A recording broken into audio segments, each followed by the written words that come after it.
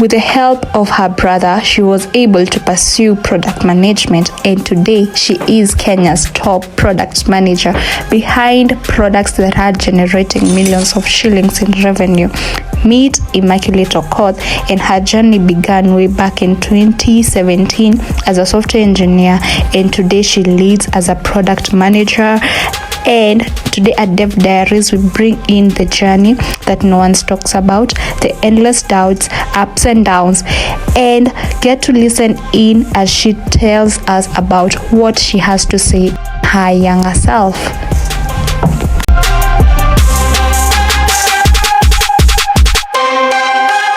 Hello Techies, this is Dev Diaries made by Techies, and we bring in developers, engineers, designers, sharing in their stories. You get to understand how they grew from where they started to where they are. And today with me, I have my guest, Emma Okoth. Hi, Emma. Hello. How are you? I'm good, thanks. Yourself? I'm also good. Thank you very much for coming. After a long time of postponing, finally you're here. Yeah. I'm so excited to have you today. Thank you. And feel welcome at Dev Diaries made by Techies. And as I was checking on your profile, you are doing so great in the tech ecosystem. So I can see that your career started as a product designer, and then you transitioned to being a product manager, and that is in a period of 3 years. Yes. So, Emma, do you mind telling us about your journey, about the 3 years you're starting as a product designer? Of course, I do not mind. Well,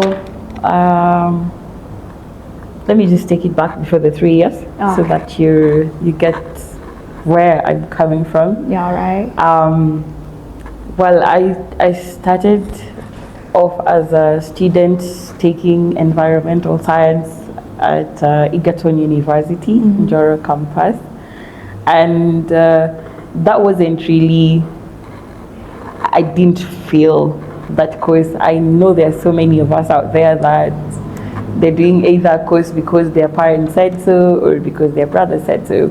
So yeah, that was pretty much my case.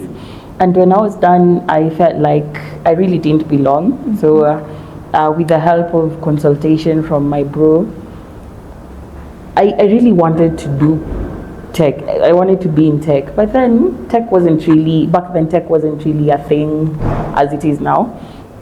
And computer science was one of the courses that as a child, I was like, I want to be a computer scientist.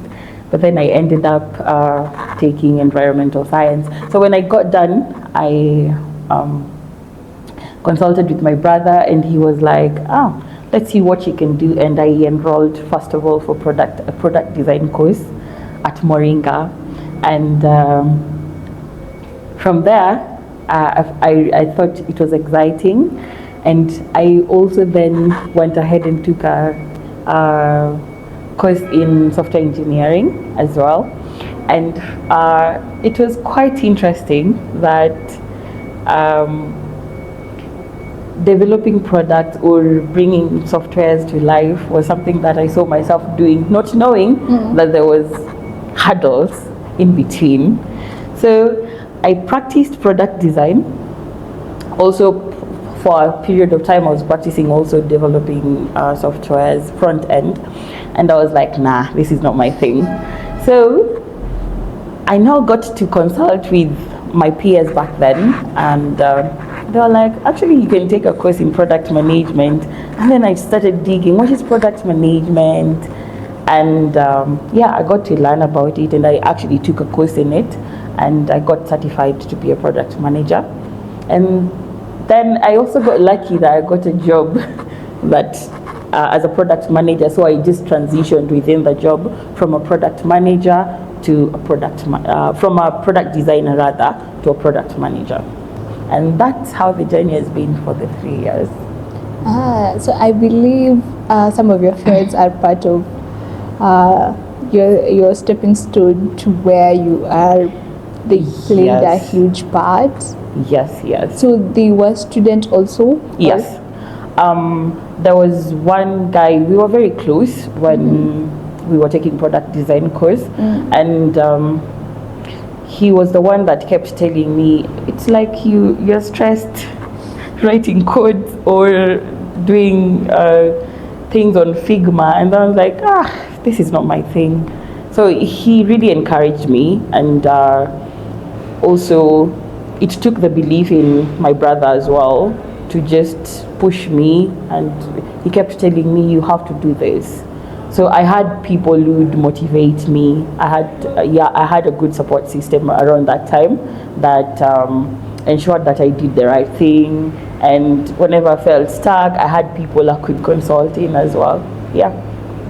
Nice. And when you grew up, were there tech gadgets like the way we are experiencing right now? Every kid, they have their own phones, a tablet, or something of sort.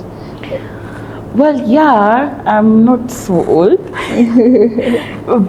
During those times, when I cleared high school, I was promised a phone when I cleared high school. So I did perform, not what I expected, but of course I passed.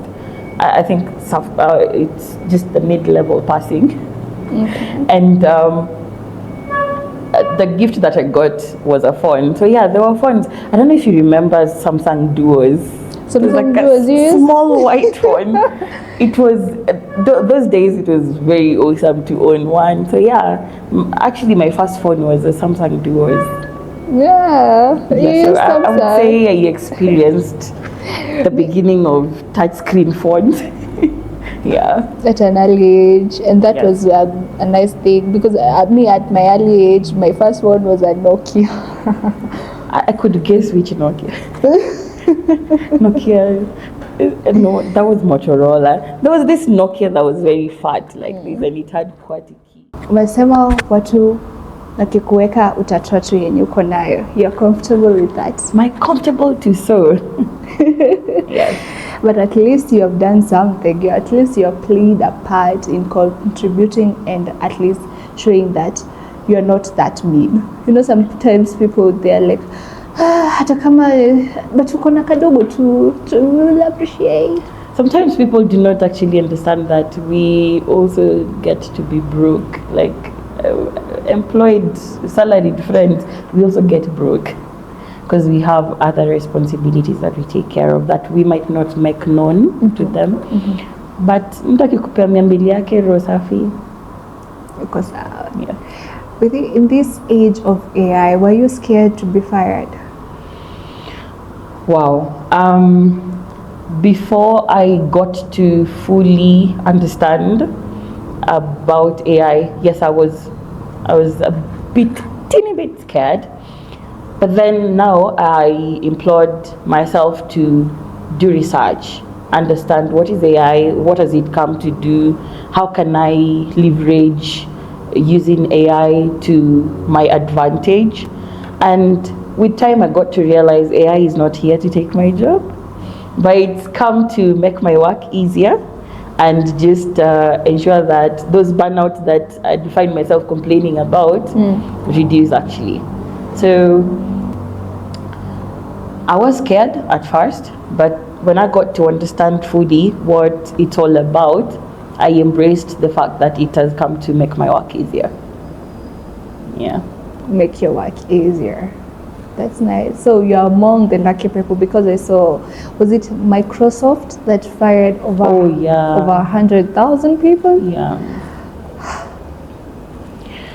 But to be honest, I do not really think AI replaced those people.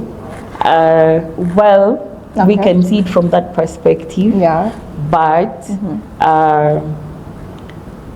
what if, just think of, I do believe in fate. I do believe in maybe God is trying to redirect them, but they are not seeing.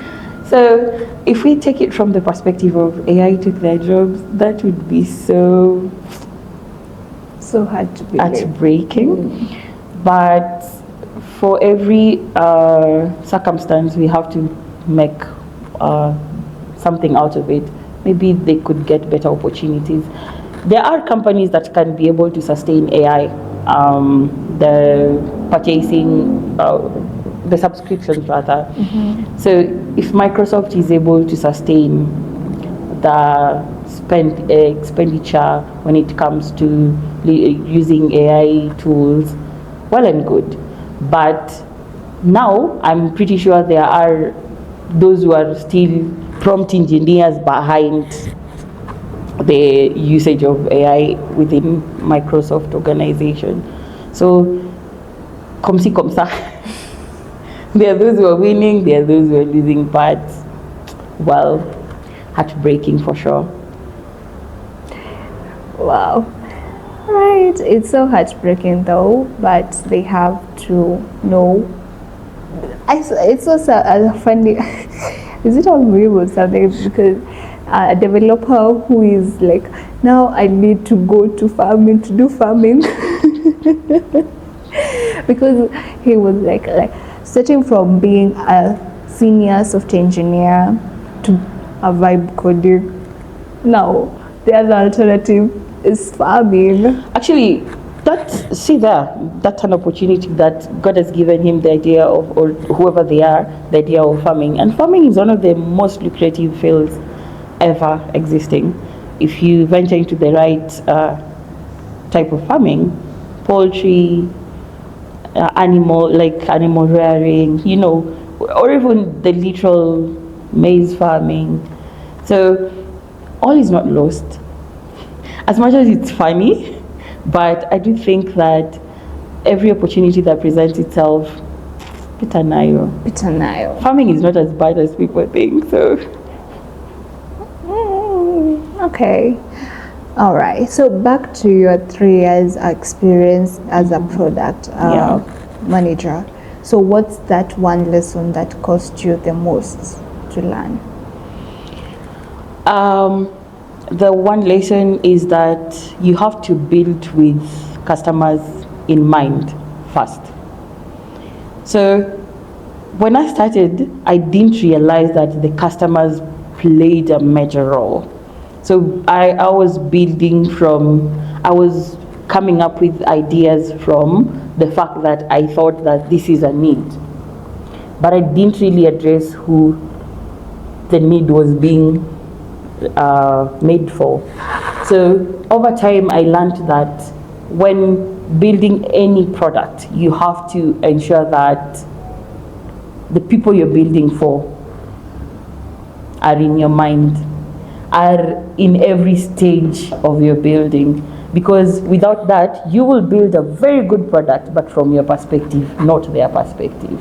So you have to ensure that your customers, your end users of the product that you're building are catered for, from the ideation process to the launching, and even afterwards. Now you have to follow up on them, ensure that they are catered for in terms of their pain points addressed. You have to understand that everything that they needed is catered for by your product.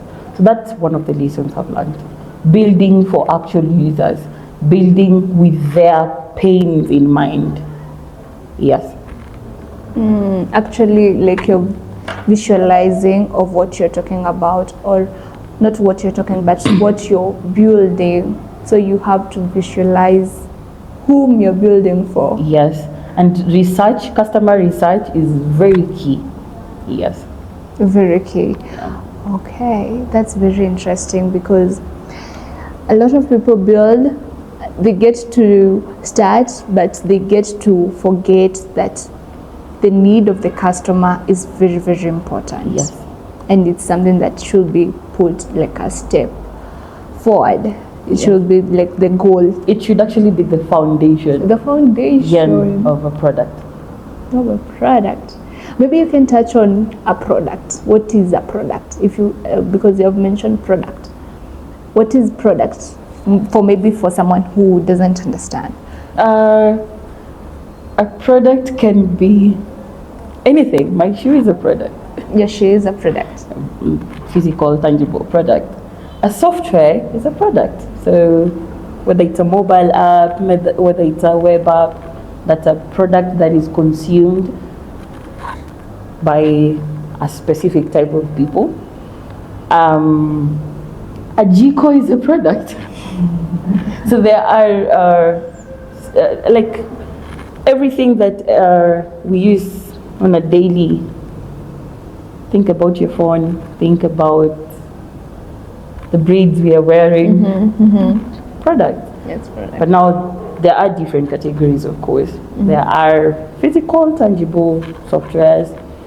There are also the hardware products, the software products as well. Yeah. So for you, you are doing now the software side of it. Yes. And I'm more on software product management.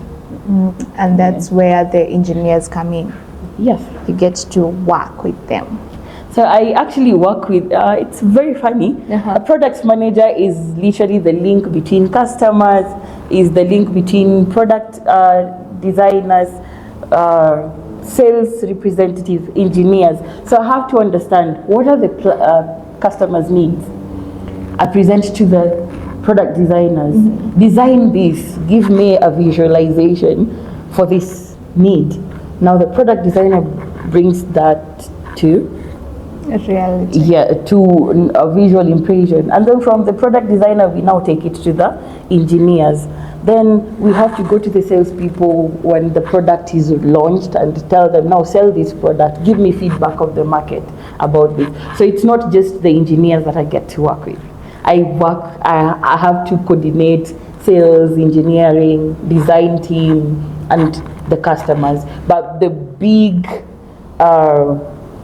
focus, the major focus is on the customers, because I have to ensure they are satisfied and are enjoying the product. Yes. Now, for example, let's say someone has an idea, they're thinking of let's say an AI that helps people in identifying their skin and solution to their skin tone. So maybe you can take us through your role in that ideation. Okay. So first of all, you said skin tone. Yes. And understanding skin tone. First of all, who are your end users? That's the first thing you have to come up with. And how well do you understand your end users? Sorry. Now you have to also understand the different type of skin tones. Whether it's the oily, I guess that's it. The oily, normal skin type, the dry, you get. So you have to have an understanding of all this. And now, how do you understand this? You first of all conduct surveys or interviews. You have to reach out to people, maybe physical interviews, or you can do the Google forms, invite several people, whether specifically female or male, reach out to them and understand what they're really going through. If I have an oily skin type, what are my pain points? Getting the right product is a problem. You get. So you have to understand what are the problems that normal skin people go through? What are the problems that dry skin type people go through? So you have to do a research around this. By the time you've done your research and completed and collected your data, you should have an understanding of the approach now, or a roadmap that you want to bring for this product. Yes. So it starts with the first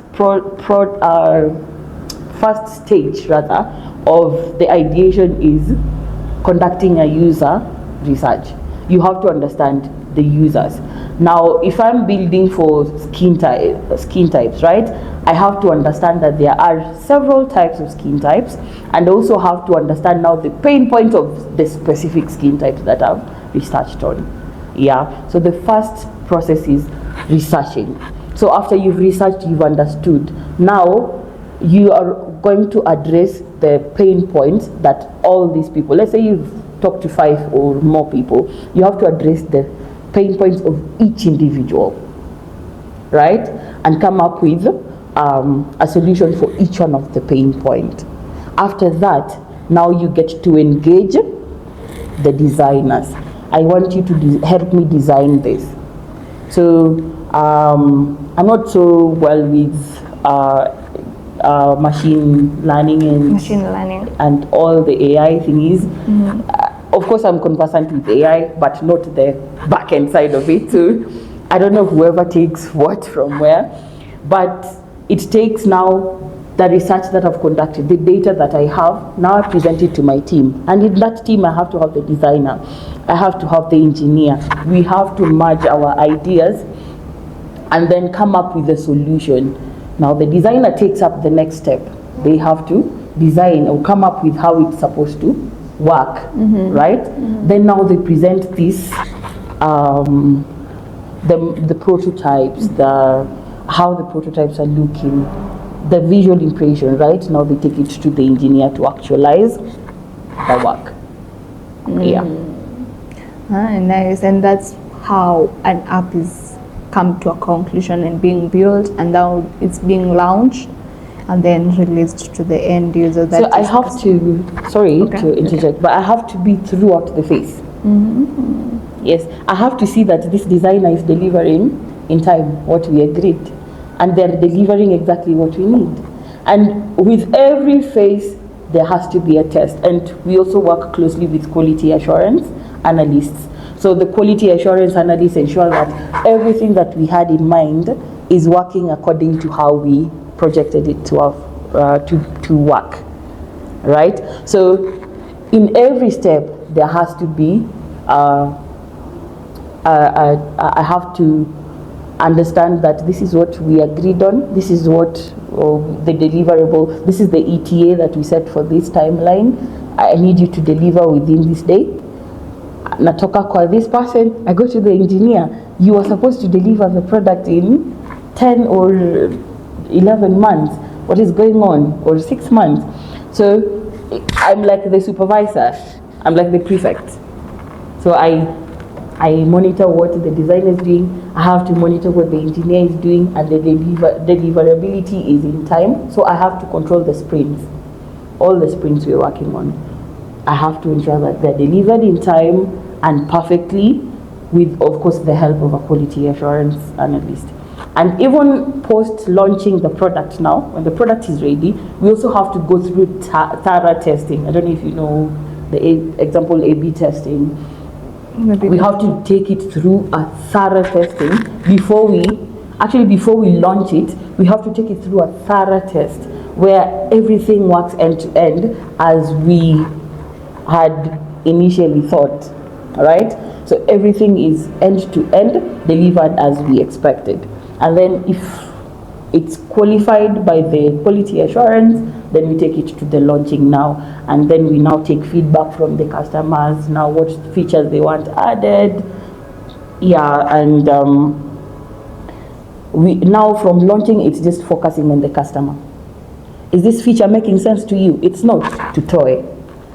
Do you need any additional feature? Let's add it. You get, as long as it's making sense to the customers. So even post-launching, we still do market research, understand, is this product making sense to the end users that we had in mind? Wow. You know, I've had this experience with some of the people we were learning with, whereby they start building an app, and then they go and present, and then they get sponsorship and stuff, and then it's just direct to the customer. And I've seen there's a lot of things that they have missed. The A/B testing, is it quality assurance? Yes. The quality assurance, and you find that they get users who are using their apps. But what is the flop rate? What do you mean by flop rate? If you get to see these products that do not really have the consideration of the customer in mind, most of them do not have a longer lifetime. You might want to research on that. Most of these products, with time, they wear out. If you do not build for the customer in mind, if you do not, quality assurance is the customer in mind, basically. So if you're not building with your customers, like my focus is I want to ensure that they are comfortable with the product, with time, they'll get tired using it because it's not delivering what they want. You understand? So with time, you get that, so and so founded a good product. With time, no investors, because now the actual users are reducing. I don't know if you understand. Yeah, I get it. I get it. So, based on your experience, how much do you think if a founder thinks of starting a company or a startup, a figure that they should have in mind? I wouldn't want to think of it from how much perspective. What you have mentioned, it's out large. The 11 months of the designer working out the design, you as a product manager ensuring that you follow up with everything, and then the engineering team. Yeah. Any advice to our young generation who are thinking of, let me tell you, a lot of people think starting a startup, you just start from nowhere and then you just find your few friends, join in, check out my product, is it working, do you love it, you love it, yes, tusonge.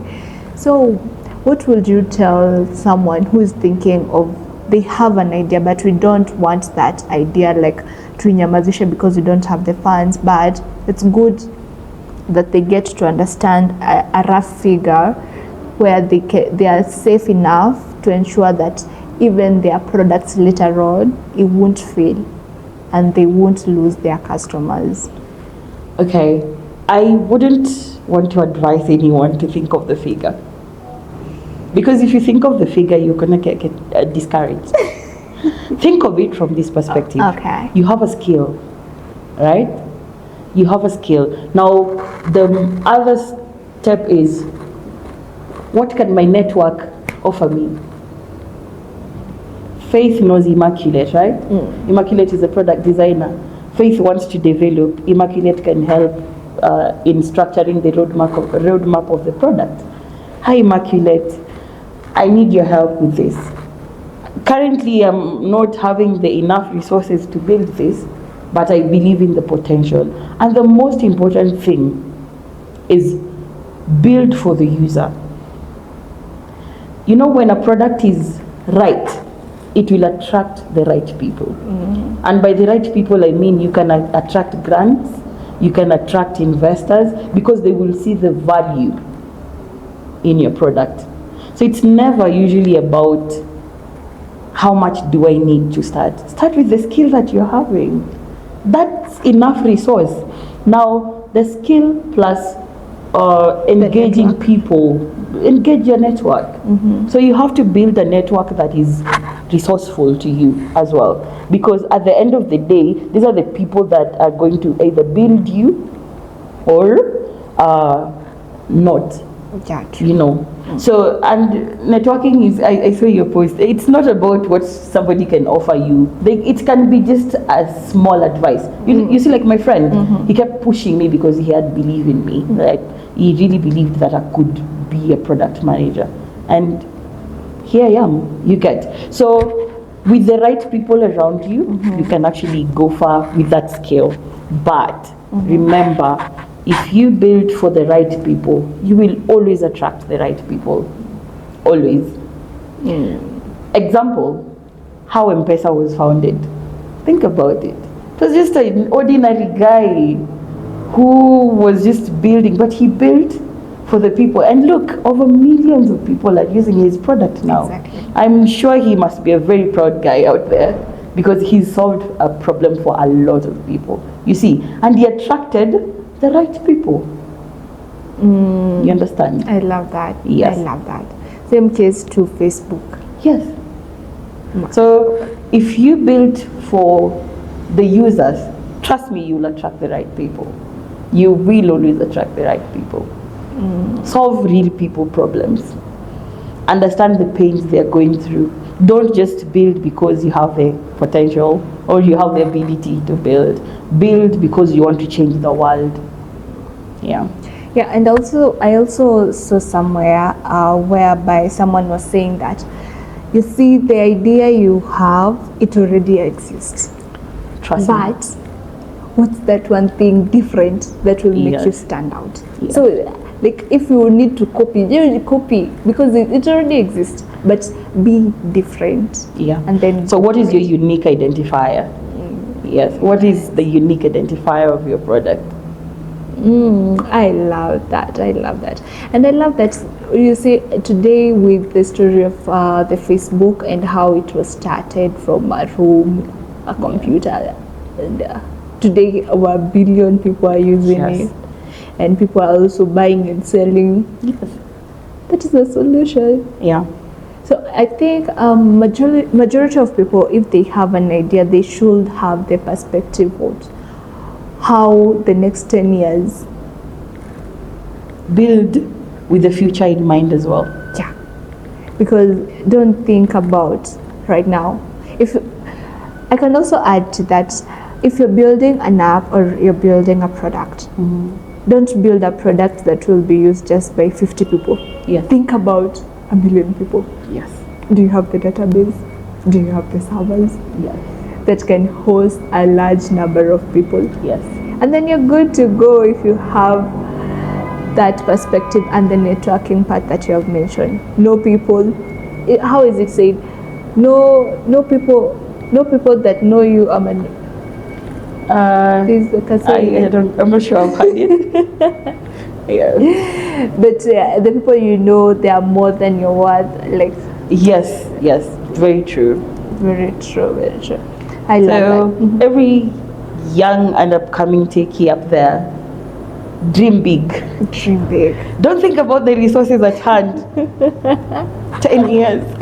10 years from now, Yes. you see, like for us as Dev Diaries made by Techies, we have like we just started, we're 1 month in, and then we have 17 subscribers.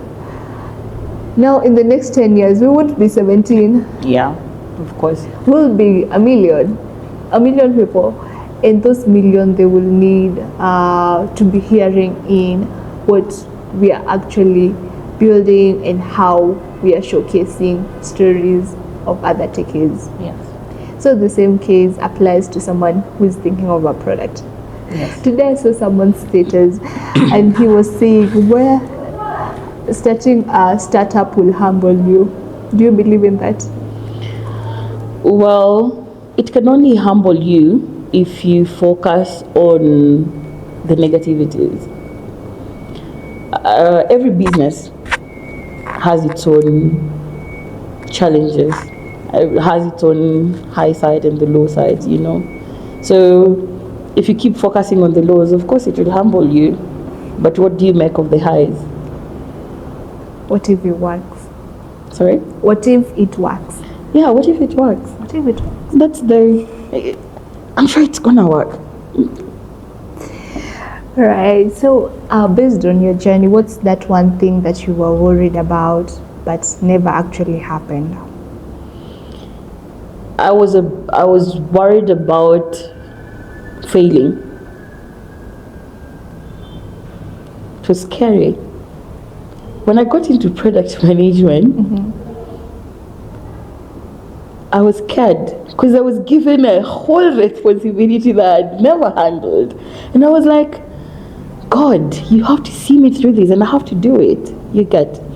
And I thank God, looking back, the failure never happened because I got appreciated in ways that I was like, oh, you get the news that somebody just tells you, oh, you're doing great, we have this, and I'm like, for real? I'm noting myself actually. So there is a time that I was given a report about one of the products I was managing, and I was like, wait, we've hit millions. Yo! So yeah, I'm really glad that the failure never happened, and it still scares me, I'm not gonna lie, but it's one of the motivations as well.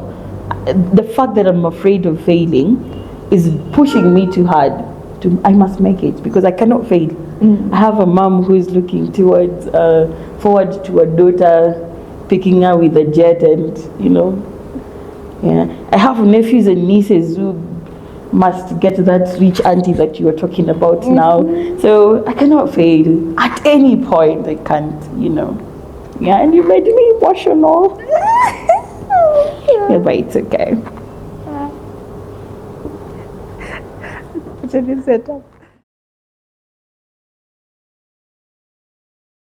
Actually, but there's something you don't mention about from coding to being a product manager. Why do you think a lot of guys discuss here about coding? Is it scarcity mindset, or is it that they are in fear or something? Well, I wouldn't speak for medical because I know I have a lot of friends who are literally writing codes in that programmers, So I would speak for myself. One of the things that I didn't own that time was the uncertainty that was coming with programming. And then as much as I had people who I would look up to,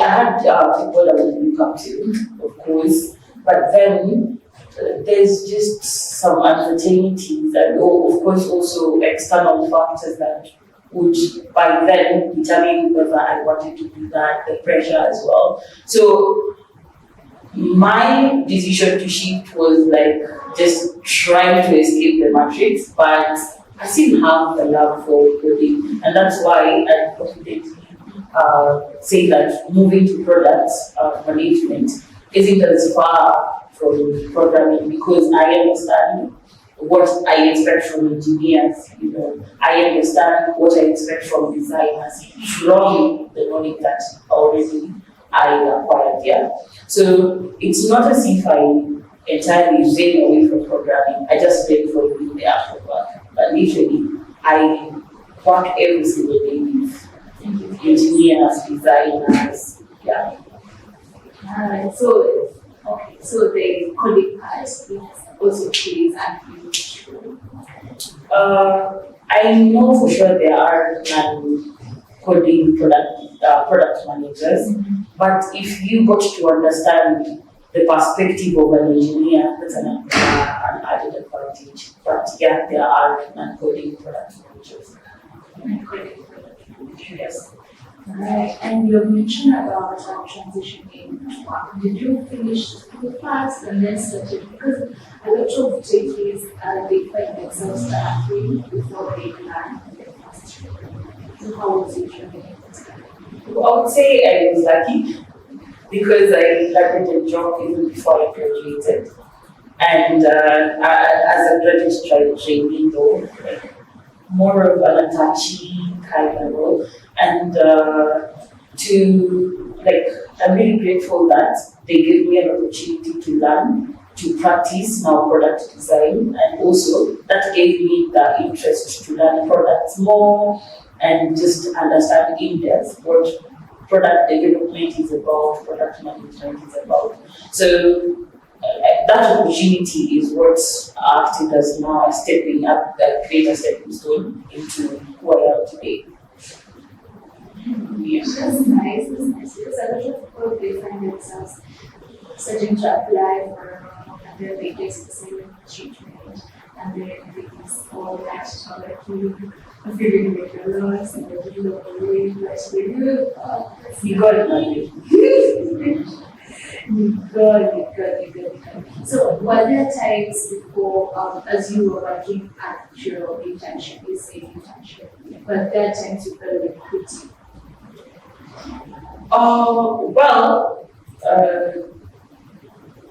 The corporate pressure is sometimes you cannot evade it. So if you have soft girl heart.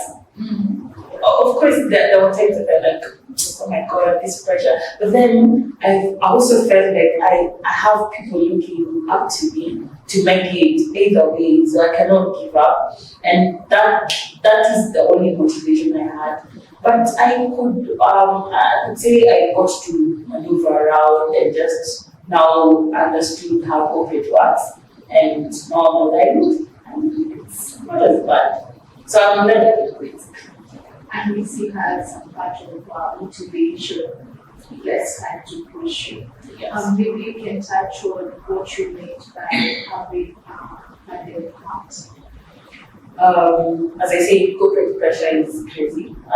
This is not to scare anyone or anything, but getting to just find yourself in corporate, maneuvering around and just understanding the matrix and like how it's basically works, it's a lot. And there are a lot now comes with a lot of expectations on you from work. Now there's the deliverables, there's reporting, So if you do not brace yourself for it, you might find it too pressuring, and honestly, you might be tempted to quit. Right, and still I see online people say 9 to 5, but they're scared of 9 to 5. They've experienced 9 to 5. Well, I work 9 to 5.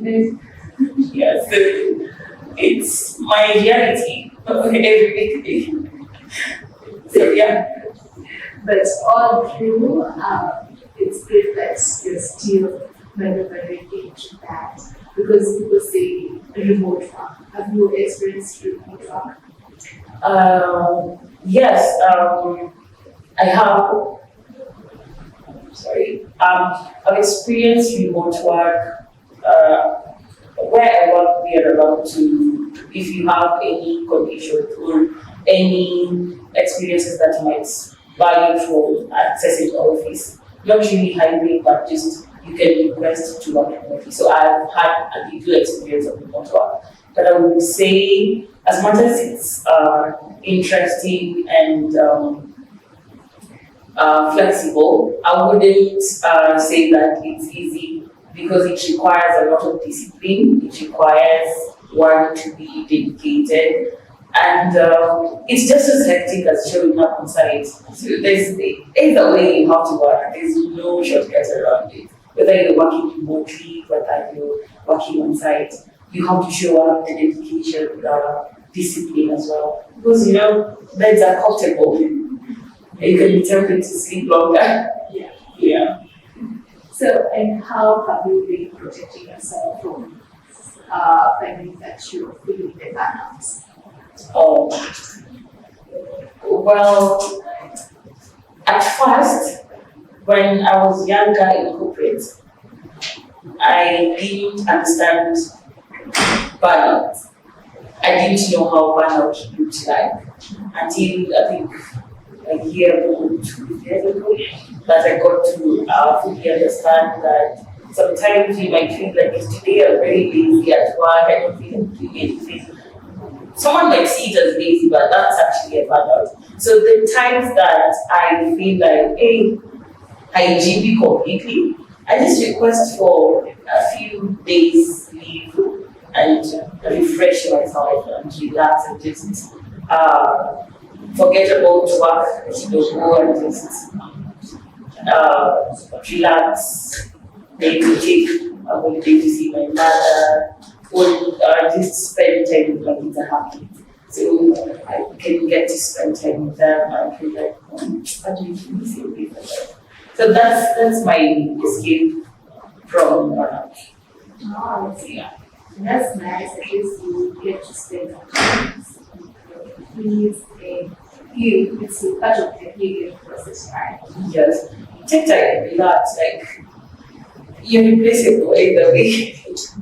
Even if you show up Sunday to Sunday, if anything happens, they can and help comes fast. So you have to, because burnout also can lead to mental breakdowns, can lead to pressure. yeah, can lead to stress levels getting high. So we need to first of all focus on our health, our well-being, because it takes our well-being to deliver perfectly at work. It takes our well-being to ensure that we're meeting our deliverables and good results, Yeah. Alright. And what's that one thing that you felt like good things happen? I've never said this anywhere, but I'm sure the person that I'm going to say is aware. I'm really grateful that I have a brother that really did. Yeah, it takes a lot for someone to just believe in you and see the potential that you're having. So yeah, I'm really grateful for that, for sure.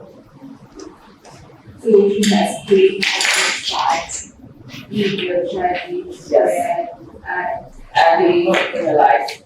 Yeah. In so many ways. so many ways. Yes. And have you ever experienced imposter syndrome? Yes. This was not. Well, I think it's earlier days when I got to experience mentorship. I was always feeling this I was feeling like I'm not good enough, And most of the time I had to second guess what I'm doing to just. And then I had a manager, my supervisor was very strict and he was just I don't know the perfect word for that, but the strictness made me question a lot of things. Am I good enough? Am I delivering what they're looking forward to? Am I in the right place? And with time, I got to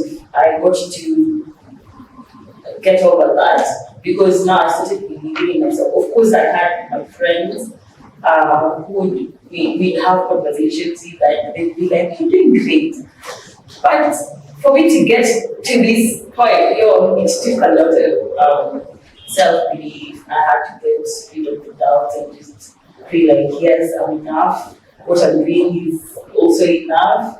If you don't see it, that's your problem. And yeah, I got to get out of that zone. Like you something that was right to ensure that you kept doing in those ways. Yes. This is a shout out. One of the people that's really also played a bigger role in ensuring that I'm getting out of that zone where I'm second-guessing myself to being sure that, I'm doing a great job was a friend called Valentine from Kuna. Girls for girls. Yeah. That's nice. That's a nice shout out. It's good that people be given flowers when they're alive. Instead of reaching and then giving flowers. Yeah. So, okay. So, if you could see it and close your yourself, what would you do?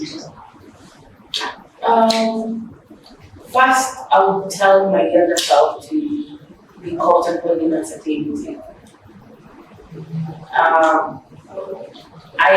If I look 10 years back, I was very uncertain of what my life would be.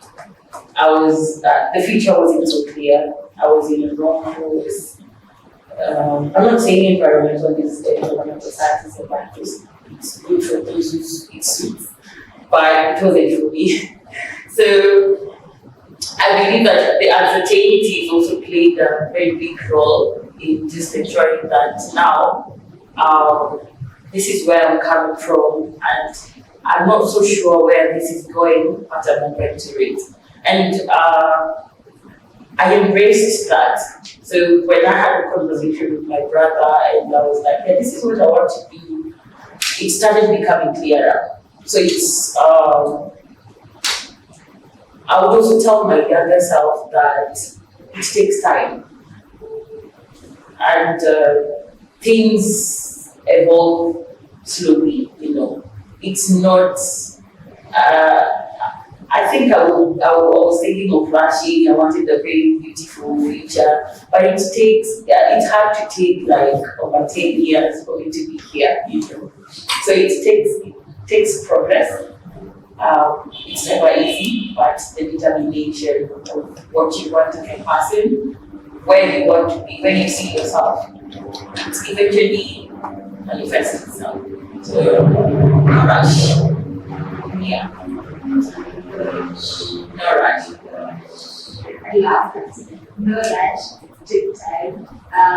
The other thing maybe I might handle is the pressure with your friends. Maybe you can see they are moving too fast, they were still lagging behind. So it's a matter of time, a matter of process. Give yourself grace. It matters a lot. So I think I give my younger self grace, and also people give me grace. That's why I'm here today.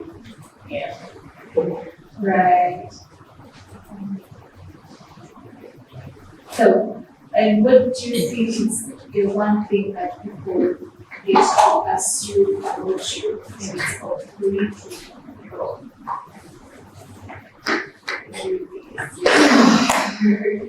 A lot of people think I have money.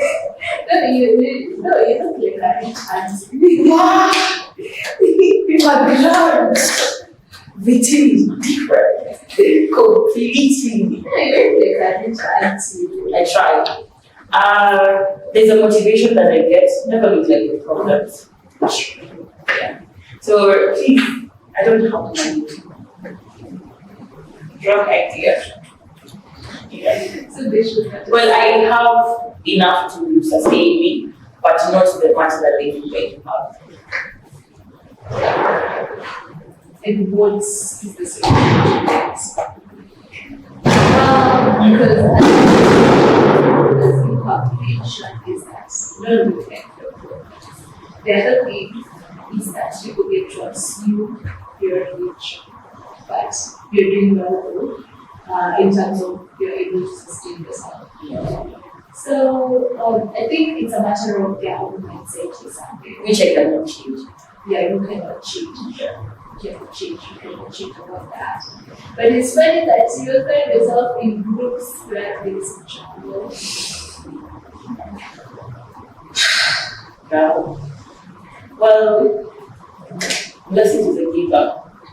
Gives you better comprehension, gives you contribute what you can, do what you can, be the closer. I'll be like, yeah. Yeah, I love that. But,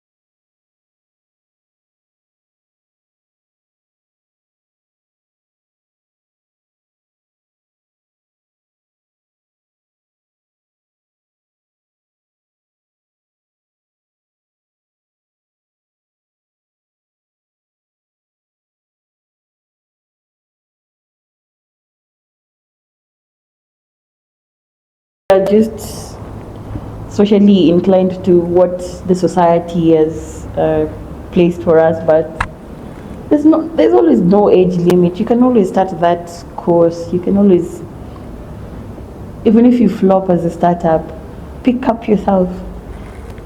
You learned. The good thing is you came up from that with lessons, so you know this is a this is a no-go zone.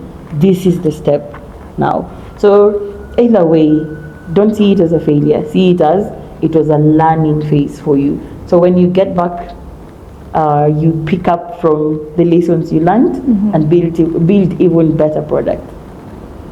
Yeah. Nice. I love that. So based on your journey, so what is one thing you wish you had started doing much earlier?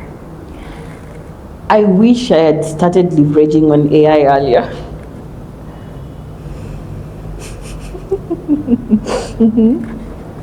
Can I know my offense? No, we are not judging. Well, I'm not gonna lie. AI is making work easier if you know how to use it. It makes work easier. There's an app. I'm not gonna mention the name, but it helps give visual impressions of how a product can look. You can draw your inspirations from there and build something. You can use ChatGPT, the most overused one. Not for heartbreak message. What can I do? my boyfriend is hurting me. No, but you can always prompt it for options on how to better a product. This is what I'm working on. How can I make it even more better? As much as we'd want to say that AI is like a threat, it's not actually, because I do think that the intelligence is not matching what we have as a human being. Have you ever seen? I'm gonna mention this. Lovable has one of like those visually appealing websites. Of course, you might want to draw inspiration, and if not build on it as a vibe coder, you might draw inspirations. You get. I'm working on this. How can I make it better? So you have to learn how to prompt it better. And if I had known this 3 years ago, because AI had already existed, ChatGPT had already existed 3 years ago, I would have, I guess I would have been far with my portfolio as a person. Yes. Then we would have at least added some more. Is it learning AI or taking courses AI, or what do you mean? It took me a while to realize that I needed a course in just learning AI, how to use AI tool, prompting, you get. Had I started that earlier, back then, to just understand how to use it properly, you get, I believe I'd be far. So what will you tell someone who haven't started yet? Learn. AI is here to stay. As much as we do not want to admit it, it's something that we have to embrace as our day-to-day. Day-to-day, day in and day out. So the sooner you realize that we all need it, the better. Whether you're a teacher, whether you're a farmer, just learn how to leverage on it, how to make it resourceful for you. You get, in whatever career you're in. I believe it's more over on how you can do your prompts. Yes. How to do the exact prompt, because sometimes if you're not prompting the right thing, it will give you the wrong thing. Yes. So that's why we need to learn how to use the tools in either way. And also seeing that AI can also give, like, you can maybe a screenshot or a room, and then you tell AI give you an overview of a design on how the room would look like. I've actually decorated my bedroom according to using AI. Yes. You're joking. I'm not. So I was just curious. What if I told ChatGPT to make this look nicer? And it did. And I was like, that should be there. Pale naona hiyo color iko, you get. And it turned out to be awesome. So you can say that AI is here to help, even though in one way. In one way or the other. Even interior designers, actually, I think they can make a big leverage on, like, if they hang on it, of course, using it the right way and learning the right prompts, they can advance their careers. They can draw inspirations from ChatGPT. You get complex. Sorry to cut you short. With the cucumber, there was a circulation of an image, an overview of how cucumber would look like once it's being demolished. Yes. And people are saying, not bad, but it will take time though. But at least we see that the overview of how Gekomba will look like in the next 10 years. That's now with the help of the AI, it was able now to generate an image to give us a vision. Yes. Once we give the engineers the time to build. Now you see, it has given the architect somewhere to begin. So they've seen the image. They're like, oh, yeah, I can sketch this. You get. So I present this image, the sketch, to the actual engineer, to the builder. Kazi rahisi, you get. Yes. Kazi rahisi sana. All right. So if your younger self asks, will it be all worth it? What will you tell her? I would say it's all worth it. The patience, the uncertainty, it's all worth it. Your purpose will always find you, one way or the other, if you also redirect yourself towards it. So it's you to position yourself towards where your purpose is, and it's worth it eventually. It becomes worth it. Becomes worth it. So a rapid fire question. So you get This is the part I fear the most. So you tell me one word, just one answer. Okay? Yes. So coffee or tea? Hey, coffee. Coffee, by the way. Okay, because I was to ask, a lot of techies love coffee. Well, you but know why? Some people, why? A lot of techies are nocturnal.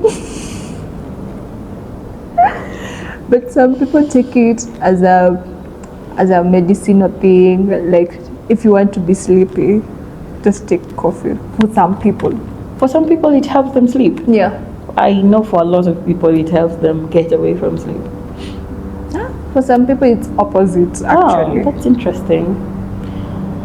I think most people use it to just not be able to sleep. In my case, I do not like tea at all. So I was restricted to tea when I was at my parents'. Then when I left, I was like, it's my time to try these other things. You know, because it was always tea. Every African homestead, chai. Yeah, chai. Yeah. Chai. Okay. So remote or office? Comme si comme ça. Neither remote nor office. But I believe it depends where your office is. If let's say your office is like 15 kilometers from where you stay, you say now you will spend more time with the traffic, with the hectic ups and downs in town and stuff until you get to office, and then the same thing as you go back. I pray you get a good boss if you're in that situation. Because good HR as well. Yeah. So you have said remote or office? Neither. I'm in between. No, one. Hybrid. No, one. Remote or office? This is a setup, guys.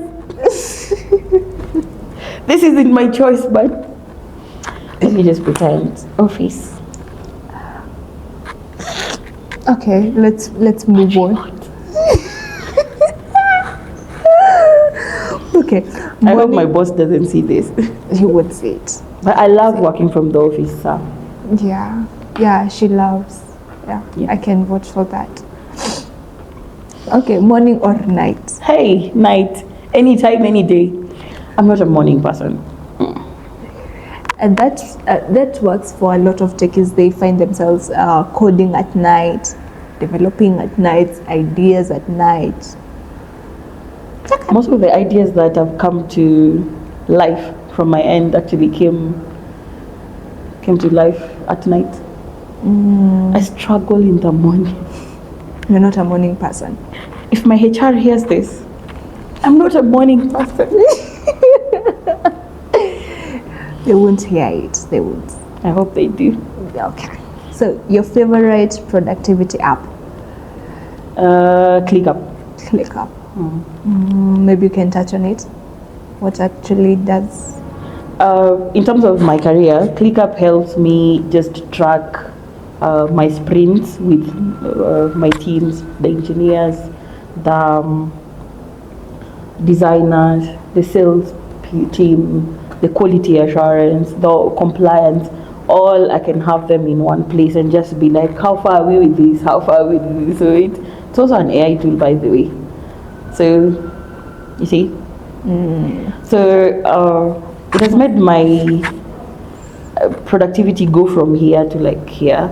So, yeah. I would recommend any product manager to use it. To use ClickUp. Yeah, it's a good tool. It's a good tool. All right. So one product you wish you built? Oh, I've not talked ClickUp. By the way, like, how did that person just sit and realize I need to help people, micromanage people? It's a genius. But I also like the idea behind WhatsApp. WhatsApp is one of the interesting products ever existing, from where it started to how it's going, you know. Yeah, I wish I was part of, even if I contributed this minimal, I wish I was part of the team. So WhatsApp, and I've seen they have just state whereby people can just search you with your username. Yeah, now I cannot give you my number. Kuna WhatsApp, search at Emma's. You get. That's nice, actually. Yeah, I think it's nice. And they've also separated now contacts from WhatsApp contacts. So if I've saved you, it's an interesting feature I think they're releasing very soon, but I saw it. If you are in my contacts, but not on my WhatsApp contacts, you cannot see everything I'm doing on WhatsApp, which is a good thing. What do you mean? I believe what you're trying to say is, if let's say your number, and you give me your number today and I don't save it. I can save it on WhatsApp, but not as a contact on my phone. Oh, really? So if I delete, yes. Let me show you. Okay. A perfect example. It's very with WhatsApp is very interesting. I hope this person doesn't know that I have not saved them. They would know. They wouldn't. So you see, this is on WhatsApp, right? Okay. But if I come to my call log, I think I also saved your number. Your number is a perfect example. Oh, it's reflecting. It's saved. So, yeah, this person, you see, and it says the good thing now, it would recognize and tell you maybe so and so. Ah, I've seen that. Yes. I don't know if it works for Android, but it's a nice feature. For those who don't know what Emma is trying to explain is, you can get to save someone on WhatsApp directly, but on your contact, they show maybe so and so. So the name that you saved them on WhatsApp with would be suggested on your call log. So now they are actually trying to separate your personal contacts from WhatsApp contacts. So if you do not give the personal contact access to your WhatsApp, they cannot see what you're doing on WhatsApp. Which is a good feature. It's a good feature. For incognito people like me. Sasa mamangu hawezi ona msichana wake amepost ako Dubai ama ako Kasavera still exists. I don't know. You know, so it's a good feature. That's nice though. To hibernate. All right. So, feature request or a bug report? Feature request. Feature request. Bug report. Fixing bugs are just. But that is just for the engineers. They can fix. Getting a bug report as a product manager. How do you get bug report? What is yours? Because Wait. I believe a bug is from the end of the engineer. Very right. And so for you, imagine I've given you as the engineer 2 weeks to deliver something. Okay. And then you give me a report that, oh man, makosa imefanyika. And mimi nilishaandikia report management that this is to be met, the ETA for this is 2 weeks. in 2 weeks time. and then I have to take an extra week to figure out. There are those who take. I've worked with an engineer who would take up to like a week to just solve something, fix a bug. Okay. You get, because they have to go back to watafute shida iko wapi. So it's stressful. As much as it is stressful for the engineer, I also received my rough share. That's why I wouldn't. So Have you ever logged in and then it says, it gives you an error? Kwa website, a user is using it, it's giving an error, but your engineer cannot find the error, the source of the error. Wewe, customer hataelewa engineer ndo ako na shida. No, they would. Ni wewe. Yeah. So, feature request anytime, any day. Wow. I love that. So a feature is way better than a bug. Yes, and you know, I can either accept or reject a feature request. Okay. Yeah. So introvert or extrovert? I'm an ambivert. Ambivert. It depends on the environment. So I can be introverted. There are a lot of people who know my introverted side that when they see me in a social setting and they see the extrovert side of me popping, they're like, that's immaculate. Okay. Yeah. And there are also people who are used to seeing my extroverted side that if they interact with my introverted self at home, they think I'm depressed. Okay. Or they feel like you're sick or something. Yeah, something is wrong when I'm just normal. Okay. So your last book that you read? Can I pass? Because it's... Okay. I'm also not a bookworm. No, me, I actually read? I read. The last book I read is going to make people judge me. This is How You Heal. This is How You Heal. I've never had such a book. Actually, there's This Is How You Heal. I don't know. I forgot the name of the author, but it's just compilation of ideas on how to heal. And then there's also the Benjamin Zulu one, something to do with healing as well. Inning your inner self, inner mind or inner no inner something, inning your inner something by Benjamin Zulu.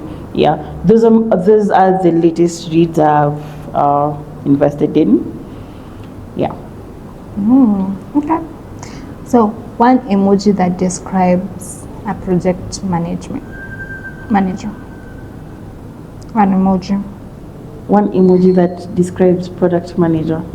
You see that emoji ya kukasirikanga? Why are you sad? Because you're always strict, not sad. Okay. Kukasirika, tunakasirikanga, like we always have straight faces when it comes to following up on sprints. You have to be like tough. Nataka kazi yangu. Una deliver you. Nimekupea this timeline, you haven't delivered. Why? So if you're not strict, you cannot make it. So the strict emoji. So you're sura ngumu. Okay, fine. Yeah. Right. So what is that one impact that you hope you leave behind?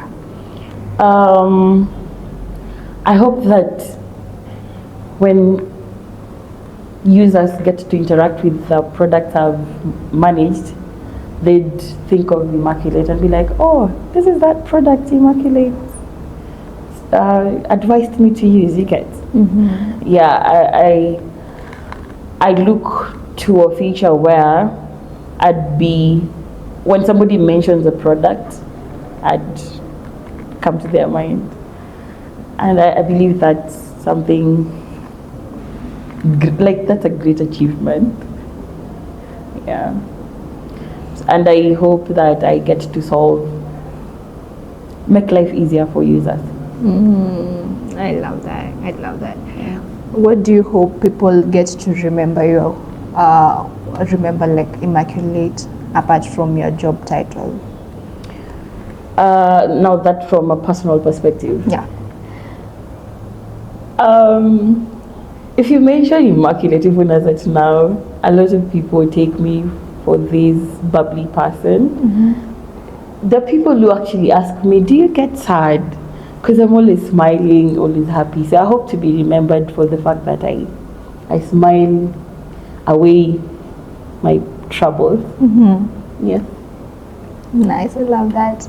So, one thing that you hope other women who are desiring to be product managers, what's that one conversation that you would want them to get to hear? Everyone can anyone can become a product manager. It just takes empathy from you to understand your users. If you feel like you are an empath and you have people at heart, go girl. Go gal. Nice, love that. So, one last question? So, what's your last thing that you would love to say today as we conclude? What's that one thing you would love to tell other techies? Start small. I would tell generally other techies, start small and be consistent. It gets recognized eventually, and your product will meet the right people. For product managers, I would just give one word: fall in love with your users' problems. Fall in love with your users' problem. Even for people who are starting or thinking of having a startup of something. Yes. Fall in love With your users' problems. with your users' problem. From there, you get to understand how to help and find a solution for them. So if there's no love, you're just gonna be building from assumptions. From assumptions. Yeah. Okay. Emma, Yes. is this you? Wow. When is this? I can explain. Because as I check, I see two different people, two different versions. From my perspective, I would say I see growth. I see grace. Yeah. You see, Grace. Yeah, that's me. And we are talking about a photo that is back when? How many years ago? 12 years ago. 12 years? Yes. 12 years. Yes. So now I see the point that you said start small. Because 12 years, that's superb. You started from zero. Here you are. Nothing. Nothing. I was still living at my parents. Mtoto wa mama. Say Yes. hi to your parents. Thank you so much, Mom. And my other parent now is my brother, the one that I follow. Thank you so much. You've held me, you've carried me, you've nurtured me. Thank you. Yeah, this is a shout out to you. Shout out. I love that. I love that. Emma, can you tell us about, in the next couple of years, do you see yourself still being a product manager? Well, I could say yes. I could say I'm open to exploring new ventures. But as at now, I would say I want to try something new and still within understanding my customers and just now in relation to building business development. Yeah, I'm excited to start as a business development lead for one of the products that I actually brought to life as well. Yeah, it's called Novtix. Novtix is a ticketing platform meant to help event organizers seamlessly collect payments, ticket purchase online. Yes, so looking forward to the new adventure, and I hope it gives an impact. You'll call me back as a business developer now. Yeah, exactly. I must call you back. Yes. After a couple of months, or maybe It's a matter of time. It's a matter of time. I'm looking forward to being back here. Yeah. And give you an experience so far. So far, now we'll be talking about not from 12 years. We'll be talking about the period time of Yes. today till that time. Yes. And I wish you well. I wish you well, girl. I wish you all the best in your new adventure. And we are looking forward to you sharing your experience so far, what you have learned, what have you seen, what you think, what one thing you can tell someone to do in one thing or another. Thank you for having me, and I hope someone is inspired out there. Start from that inner voice. As long as it tells you to try something, please listen to it. I listened to the voice, and here you are. Here I am. Yeah, thank you so much, Faith, for having me. It's a pleasure having you, Emma, and you're so much welcome to Dev Diaries made by Techies. So much welcomed. So Emma, as we wind up, where do you want people to find you? Maybe they want to get your thoughts on something, or how you can work with them together. They can work together with you, that is. So where do people get to reach out to you? You can find me on LinkedIn as Immaculate Accord (Omulo). I think my LinkedIn works best. You can just request to connect, and we can start the conversation. I think that's how we started our conversation. Yeah, exactly, by the way. Yes. So LinkedIn is what got me here today. Imagine. You know, a lot of people don't share out and don't post. They're just silent. There are a lot of techies, they're silent on LinkedIn, whereby they feel like, I don't know, being judged or something, like, or sometimes a lot of people get to feel that low engagement metrics, and then you feel you don't need to post there because it's more professional.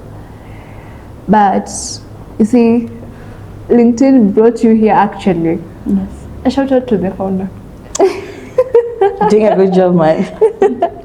So if I could tell anyone, I think I've gotten opportunities to meet with people, build my network from LinkedIn. So it doesn't matter what views you're getting. Insights grow with time. Start small. One day you'll make it. You'll just attract the right people to your profile, and it's only through LinkedIn actually that I do believe you can attract the right recruiters, right opportunities. Yes. So you can take LinkedIn serious, because from there people get to see the consistency in what you're doing. People get to understand who you are from when you started to where you are currently. So it's part of the records you're leaving for your career. True. So build your profile, however little. Myself, I'm not doing so good there, but I do believe that the little effort that I'm putting has gotten me here. Yeah. So it doesn't matter the likes, the comments, insights grow. Yeah. All right.